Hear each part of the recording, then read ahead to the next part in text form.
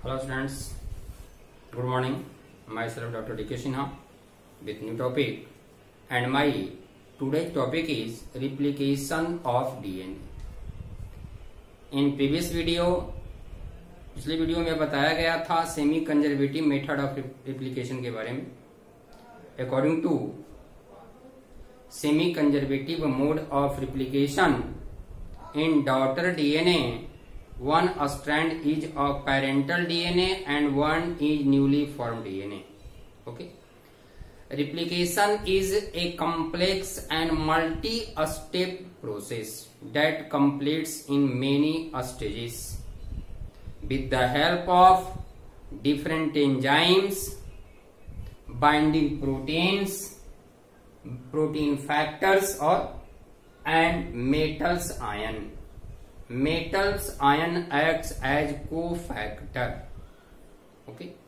In eukaryotic cell, replication of DNA occurs during S phase of cell cycle and inside the nucleus, because DNA present in chromosome and chromosome present inside the nucleus. Okay.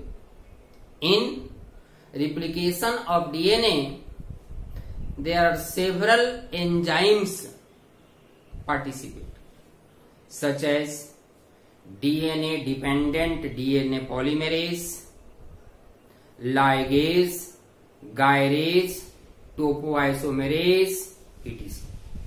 Different types of enzymes are essential for the replication process. Now see machinery and enzymes of DNA replication. First, DNA polymerase,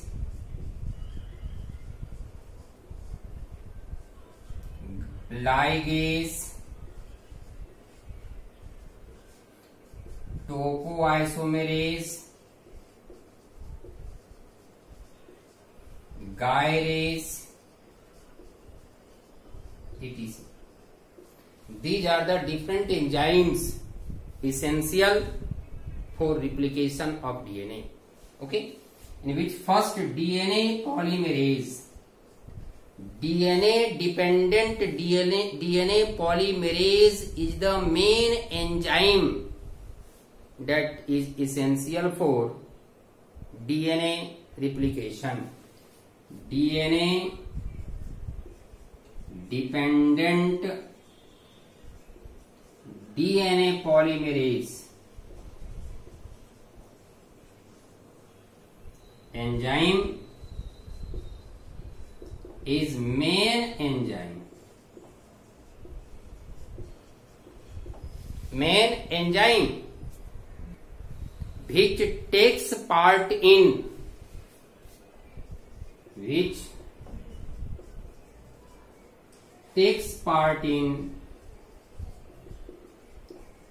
combining nucleotide or deoxyribonucleotide to form new strand. In formation of new strand of DNA polymerase enzyme play an important role because more than one deoxyribonucleotide are combined together with the help of DNA polymerase enzyme. Okay. In eukaryotes and in prokaryotes, more than one types of DNA polymerase are present. In prokaryotic cell, there are 3 types of DNA polymerase are present. First, DNA polymerase first, DNA polymerase second, DNA polymerase third. DNA polymerase first, DNA polymerase second, and DNA polymerase third. In replication of DNA, mainly DNA polymerase third participates in prokaryotic cell. In prokaryotic cell, DNA polymerase third plays an important role in DNA replication. DNA polymerase first helps in repairing. Second is also a specialized repairing enzyme. First, DNA polymerase first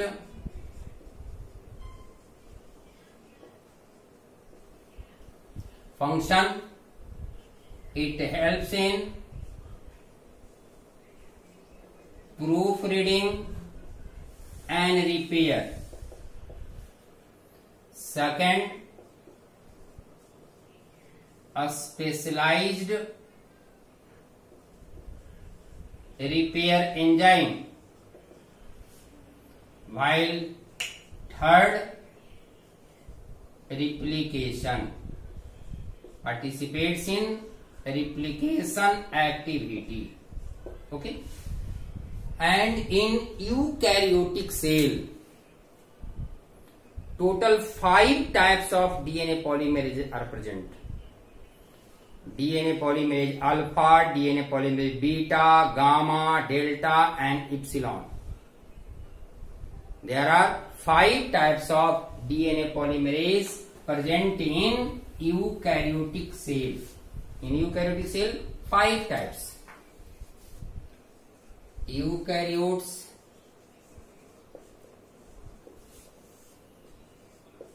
5 types of DNA polymerase enzyme. First, alpha, beta, gamma, delta, and epsilon. 5 types of DNA polymerase alpha, DNA polymerase beta, DNA polymerase gamma, DNA polymerase delta, and epsilon. Alpha responsible for initiation of replication. Okay, it is responsible for initiation of replication. DNA polymerase beta is responsible for repairing. Beta is responsible for repairing. Gamma is responsible for mitochondrial DNA repairing. Mitochondrial DNA repairing.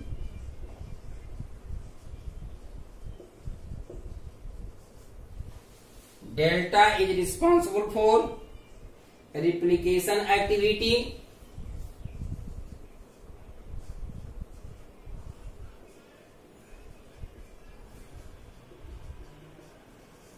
And epsilon is responsible for polymerization activity in HeLa cell. Polymerization activity in HeLa cell. अब जानना है HeLa cell क्या है. HeLa cell, it is immortal cell. Immortal cell, first of all, obtained from a cervical cancer patient of America. American African women. सबसे पहले American women के cervical cancer से निकाला गया सेल है HeLa cell.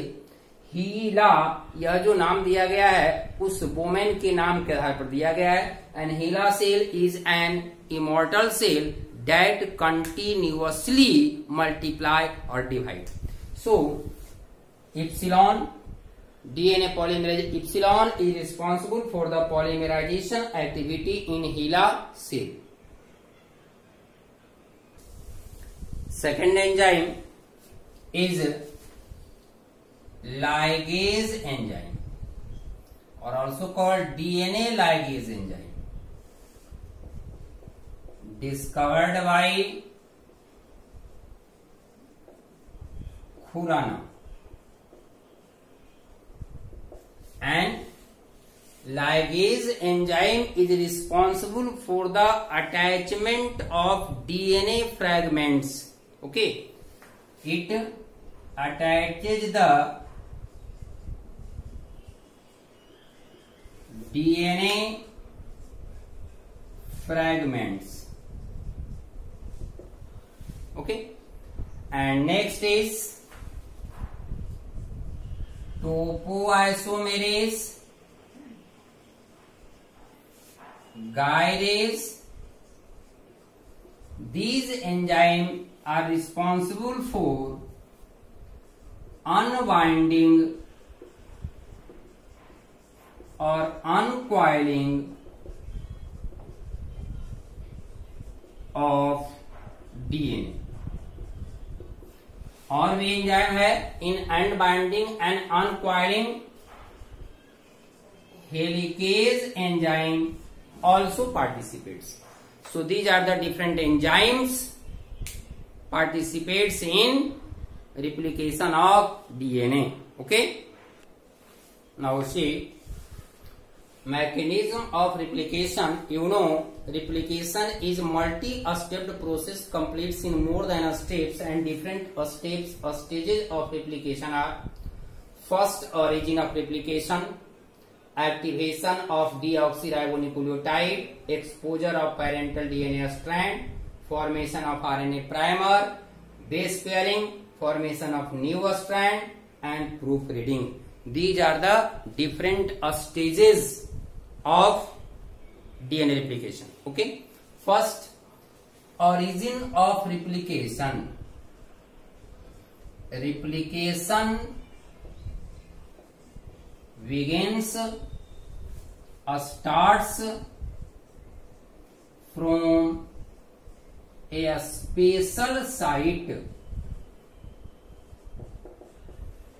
called origin of replication,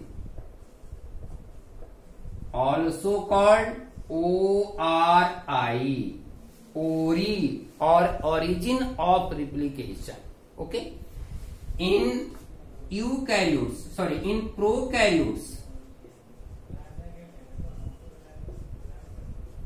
only one ORI is present. It means at a time replication starts from only one points. But in case of eukaryotes,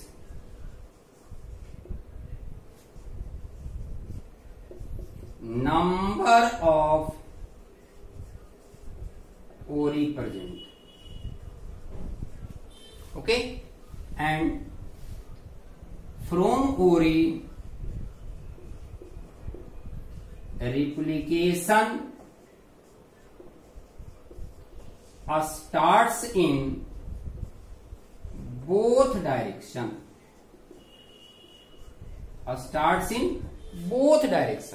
Suppose that this is DNA strand 3' to 5', other strand is 5' 5' to 3' or 3'. Okay, and these two strands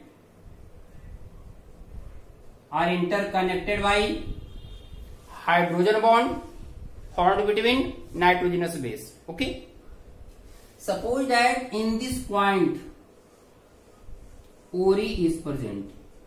So from this point breaking of hydrogen bond takes place in both direction. breaking of hydrogen bond occurs in both directions, and due to breaking of hydrogen bond, separation of both strand of DNA takes place. That process is called exposure of parental DNA strand. जो भी दोनों DNA strand एक दूसरे से attach है, जब उसके बीच का हाइड्रोजन बॉन्ड ब्रेक करता है तो वह दोनों एक दूसरे से सेपरेट होना शुरू करता है, and this is called exposure of parental DNA strand.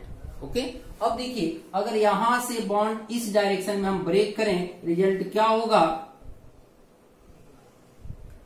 Separate होना शुरू कर देगा strand, 3' 5' 5' 3', and due to unbinding or breaking of hydrogen bond between two strands, a bisept structure is formed.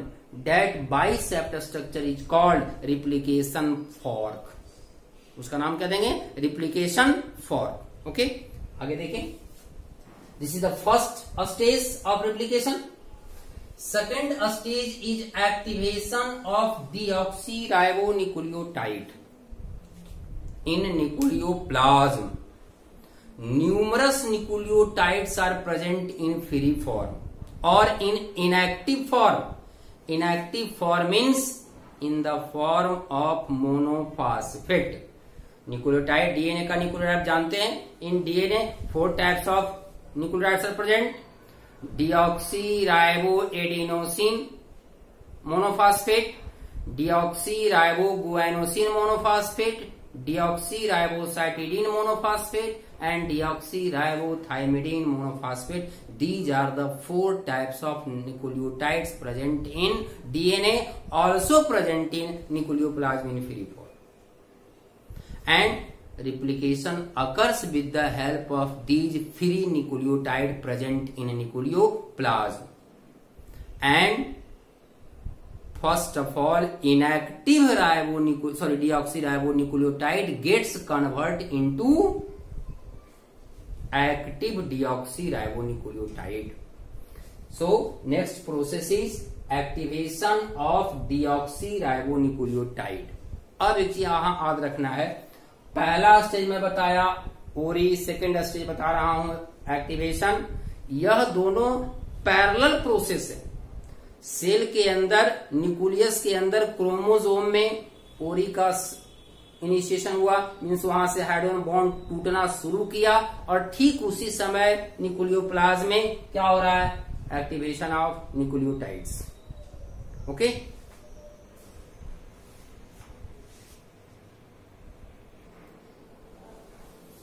now see next, activation of deoxyribonucleotide occurs in nucleoplasm, and it is conversion of inactive nucleotide, inactive means monophosphate, into active form. Active form means triphosphate. Suppose that deoxyriboadenosine monophosphate, deoxyriboadenosine monophosphate combines with phosphoric acid in presence of phosphorylase enzyme and gets converted into deoxyriboadenosine triphosphate. Deoxyriboadenosine monophosphate gets converted into deoxyriboadenosine triphosphate. इस तरह से दूसरा देखें, deoxyriboguanosine monophosphate gets converted into deoxyriboguanosine triphosphate. Deoxyribocytidine monophosphate gets converted into deoxyribocytidine triphosphate. Deoxyribothiamidine monophosphate gets converted into deoxyribothiamidine triphosphate, and this is called activation of deoxyribonucleotide. Understand? Next point is exposure of parental DNA strand. Next stage, third stage, exposure of parental DNA strand. Both DNA strand are interconnected by hydrogen bond. Okay. Helicase or unbindase enzyme separates the both strand of DNA by breaking the hydrogen bond between these two strands. Helicase unbinds the two strands of DNA by breaking hydrogen bond. यहाँ question आ सकता है, which enzyme is responsible for the breaking of hydrogen bond during replication? So answer will be helicase or unbindase. Okay, next. अब देखिए कि ये दो strand DNA का दो स्ट्रैंड क्वाइल्ड फॉर्म में, किस फॉर्म में? क्वाइल्ड फॉर्म में, और इन दोनों स्ट्रैंड को हमने सेपरेट कर दिया। तो सेपरेट करने के बाद इस स्ट्रैंड में अपना क्वाइलिंग शुरू हो जाएगा, इसमें अपना यानी वो फिर से क्वाइल करना शुरू कर देगा। And this unwinding is stabilised with the help of SSBP. Separated strand becomes stabilized with the help of SSBP. SSBP means single strand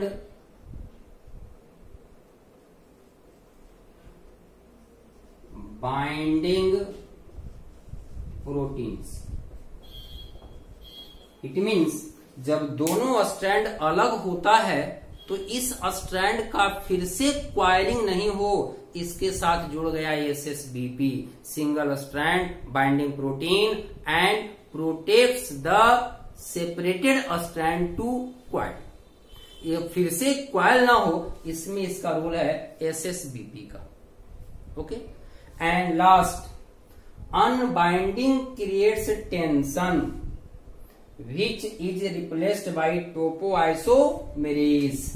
tension जो भी आएगा इन दोनों में अलग से, ऐसे और कर सकते हैं कि अगर देखें SSBP का जो फंक्शन है, यहां हाइड्रोजन बॉन्ड ब्रेक हुआ, हाइड्रोजन बॉन्ड फिर से बन जाए, अगर फिर से बन जाएगा तो फिर दोनों स्ट्रैंड एक दूसरे के साथ हो जाएगा, तो हाइड्रोजन बॉन्ड फिर दोबारा न बने, इसको रोक रहा है SSBP।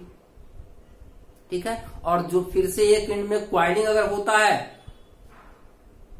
उसको प्रोटेक्ट कर रहा है topoisomerase. Okay, and in prokaryotes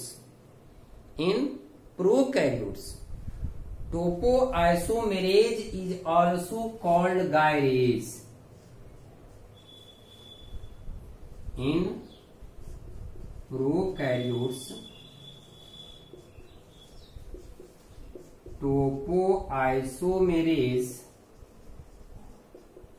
is also called gyrase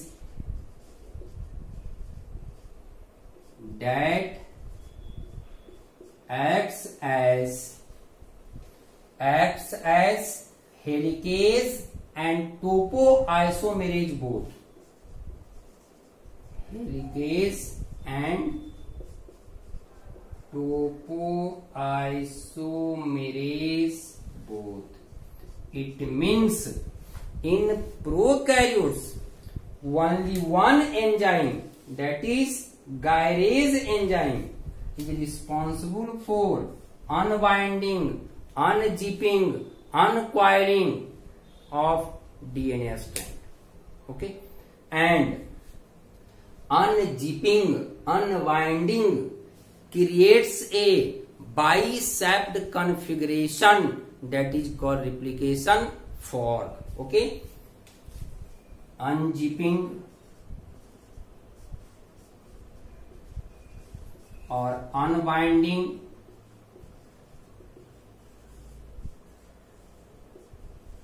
creates a bi-shaped configuration called replication fork. Okay, चलिए तो हम लोग देख लिए third process. Next, formation of RNA primer. Next stage is formation of RNA primer. Next stage formation of RNA primer.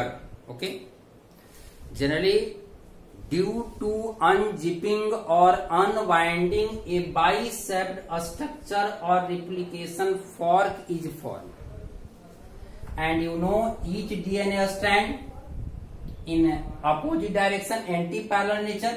It means 3 prime, 5 prime, 5 prime and 3 prime. 1 is 3 dash, other 5 dash.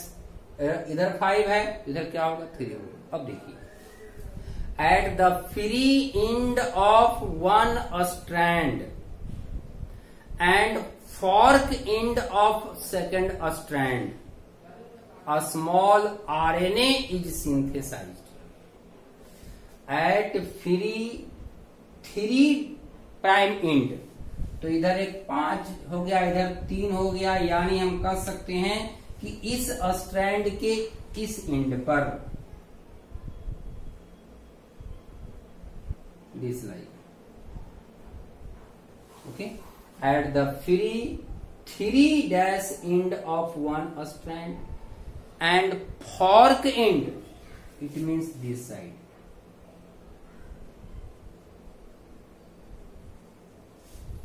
DNA is formed, sorry, RNA is formed, and it is called RNA primer.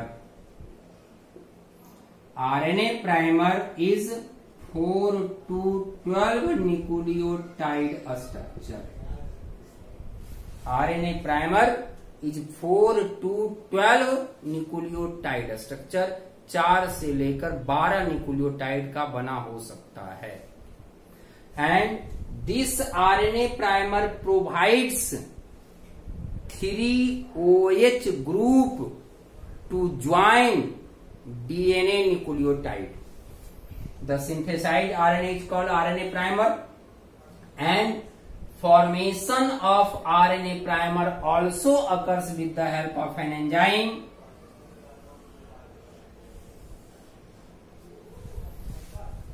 DNA dependent RNA polymerase, also called primase, and formation of RNA primer. रहने दीजिए, वहां लिखता हूं मैं. It provides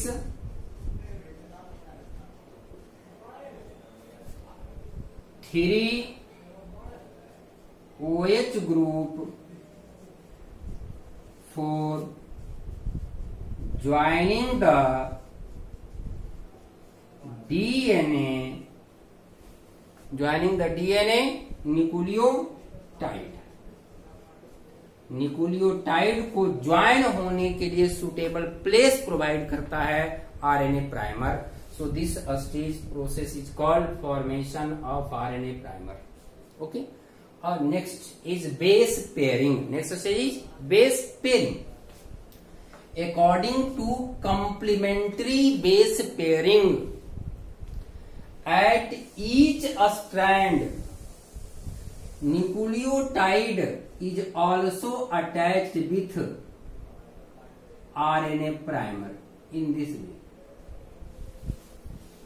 In complementary form, अगर यहां T है तो अटैचमेंट किसका होगा? ए का. थायमीन है तो एडेनिन का. गुआनिन है तो साइटोसिन का. थायमीन है तो एडेनिन का. एडेनिन है तो थायमीन का.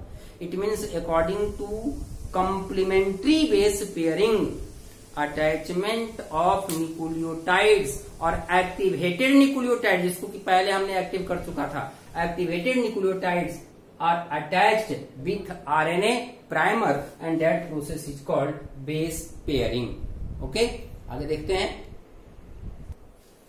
Next stage, base pairing. अब देखिए यहां आरएनए प्राइमर का फॉर्मेशन हुआ and this end of DNA is 3 dash, so this end of RNA is 5 dash 5 prime, other is 3 dash prime।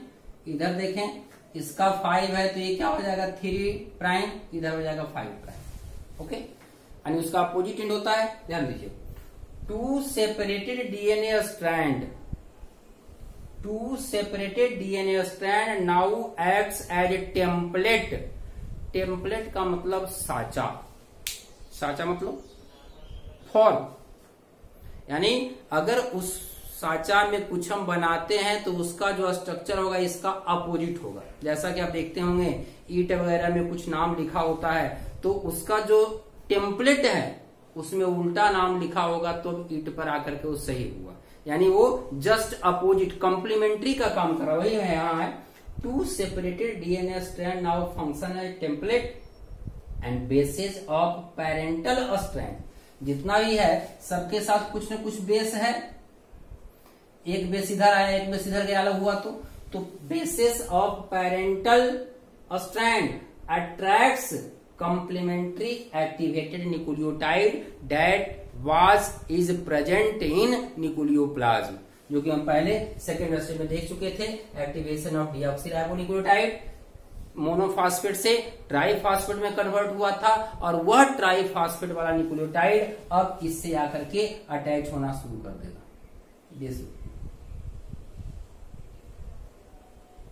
इधर भी इधर भी। Okay, and these nucleotides are in activated form, it means triphosphate, and with the help of pyrophosphatase enzyme triphosphate nucleotide gets converted into monophosphate, triphosphate nucleotide gets converted into monophosphate and energy is released, and this energy is used in formation of hydrogen bond between these two nucleotides। Okay, आगे देखें, ये बताया कि on each parental DNA strand that acts as template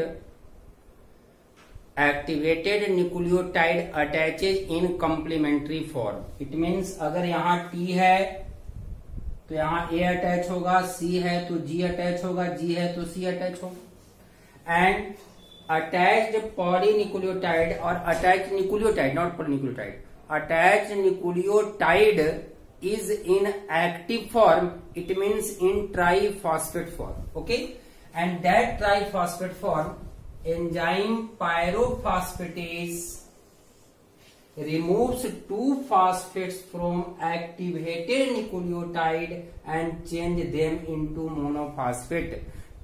triphosphate को convert कर दिया गया monophosphate में, और जब मोनोफॉस्फेट में कन्वर्ट हुआ दो फॉस्फेट रिलीज हुआ, इट मींस एनर्जी रिलीज हुआ, and this released energy is used in formation of hydrogen bond.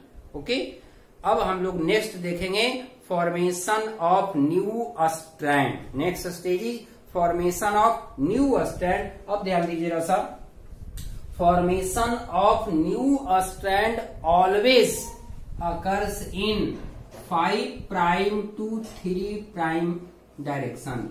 Always formation of new strand always occurs in 5 prime to 3 prime direction। Okay, 5 prime to 3 prime। अब देखिए यहां एक primer है तो इधर जब 3 है तो यहां 5 प्राइम, यहाँ 5 है मीन्स इधर 3 तो ये क्या हो गया 5 प्राइम, इधर 3 इधर 5 तो इधर 1 मिनट 3। अब देखिए इधर से अब स्ट्रैंड इस पर इस डायरेक्शन में और इस पर इस डायरेक्शन में न्यू स्ट्रैंड का फॉर्मेशन होगा। New strand always formed in 5 to 3 direction. तो इधर 5 से 3 इधर और इस पर इधर से इधर, ठीक है ना। अब एक चीज देखिए, सबसे पहले ओरी का पोजीशन यहां था, मान लिया यहां ओरी था, ओरी से इधर डिवाइड करना शुरू कर दिया, हाइड्रोजन बॉन्ड ब्रेक करना शुरू कर दिया। अभी यहां तक ब्रेक हुआ तो एक न्यू स्ट्रैंड का फॉर्मेशन हो गया। Continuous hydrogen bond breaking start है, यानी कुछ समय के बाद यहां तक का फिर से ब्रेक हो गया। सपोज दैट यहां और ब्रेक हो गया, तो अभी तो एक स्ट्रैंड बना था, ये तो कंटिन्यू डायरेक्शन में बढ़ते चला जाएगा इसी डायरेक्शन में, क्योंकि इसका डायरेक्शन किधर से किधर, इधर से इधर है। तो जैसे जैसे हाइड्रोजन बॉन्ड टूटते चला जाएगा यह स्ट्रैंड बढ़ते चला जाएगा इधर। लेकिन क्या हुआ, यहां से स्टार्ट हुआ था, यहां लास्ट हो गया, फिर इतना हाइड्रोजन बॉन्ड टूट गया, इट मीन्स अब यहां फिर एक प्राइमर आएगा, फिर यहां से एक बॉन्ड स्ट्रैंड बनेगा ना। इट मीन्स देखिए तो at one parental strand a continuous new strand is formed, while on other parental strand new strand is formed in the form of small segments, small fragments, and these small fragments are called Okazaki fragments. These fragments are called Okazaki fragment, and these Okazaki fragments combine together by ligase enzyme and form a new strand. Now this is called leading strand. This is called leading. Continue lead कर रहा है, continue बढ़ते जा रहा है, लेकिन यहां क्या हुआ, डिसकंटिन्यूअस फॉर्म में है, छोटे छोटे सिगमेंट के फॉर्म में बना। So this is called lagging strand. So during formation of new strand, one strand is called leading strand, other is called lagging strand. Okay, हम देखते हैं फिगर में फिर से। Now next stage, this is parental DNA, different enzymes, topoisomerase, helicase, single strand binding proteins. First of all, unbinding of DNA strand takes place. After that, attachment of RNA primer at 3' end of one strand and fork end of other strand. Okay, next attachment of activated nucleotide takes place at both strand. At one strand it occurs in continuous form, and in other it is formed in small fragments. These small fragments are called Okazaki fragments, and other newly formed strand is called leading strand. Okay, Okazaki fragments are joined by ligase enzyme with the help of ligase enzyme and form lagging strand. So one strand is called leading strand, other is called lagging strand. Okay, now see next stage, sixth stage, formation of new strand occurs with the help of polymerase 3 in prokaryotes and polymerase delta in eukaryotes. These enzymes are responsible for the formation of new strand. Formation of new strand always occurs in 5' to 3' direction. Always in 5' to 3' direction. इधर 5 से 3, इधर 5 से 3, 5 से 3. Always occurs in 5' to 3' direction or 5' to 3' direction. And a strand synthesis is continuous at one template and discontinuous at other template. इस template पर देखिए continuous strand का formation हो रहा है, इस पर डिसकंटिन्यूअस स्ट्रैंड का फॉर्मेशन हो रहा है. Okay, and discontinuous formation of a strand forms a small fragments called Okazaki fragments. Okazaki fragments are joined by ligase enzyme and forms lagging strand. So one strand is leading strand, other is lagging strand. अब leading और lagging strand में difference board के लिए important question है. Differences between leading and lagging. तो leading का formation कहाँ होगा, इस टेम्पलेट पर लीडिंग का और इस टेम्पलेट पर लैगिंग का. यानी हम कह सकते हैं 3' to 5' direction of parental strand and 5' to 3' direction of parental strand. Okay, ठीक है ना। लैगिंग स्ट्रैंड का फॉर्मेशन ओकाजाकी फ्रैगमेंट के अटैचमेंट से होगा, यह कंटिन्यूअस बनता है। In formation of lagging strand ligase enzyme also participates. In formation of leading strand, ligase not participates. Okay, and last stage of replication is proofreading. Proofreading. Generally, polymerase enzyme is accurate. Accurate means attachment of activated nucleotide on template occurs in accurate form. But occasionally mismatching may be possible.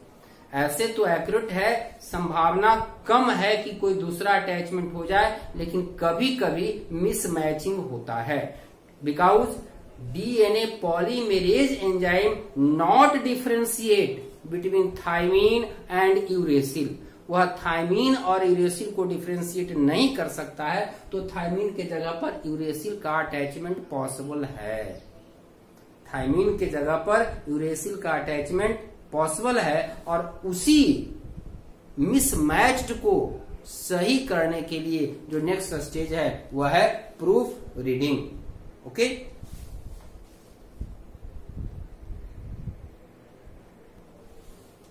Last stage proof reading. The DNA polymerase is very accurate. A wrong nucleotide gets inserted occasionally. ऐसे तो गलती की संभावना नहीं होती, लेकिन कभी कभी हो जाता है। क्यों? Due to inability of polymerase third enzyme that not able to differentiate thymine and uracil.